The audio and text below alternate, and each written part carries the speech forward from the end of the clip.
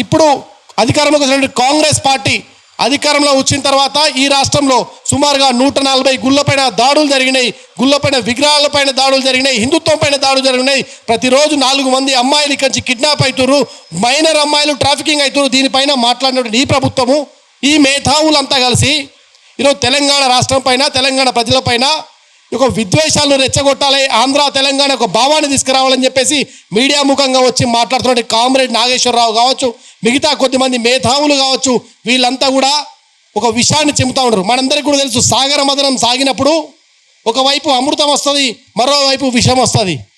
Right wing మేధావులంతా ఇక్కడ కూర్చుంటే ఈరోజు అమృతం బయటకు వచ్చింది. ఇక్కడ నిన్ననే కొద్దిమంది లెఫ్ట్ వింగ్ మేధావులు కూర్చున్నారు, వాళ్ళంతా ఏం బయటకు వచ్చింది? విషం బయటకు వచ్చింది.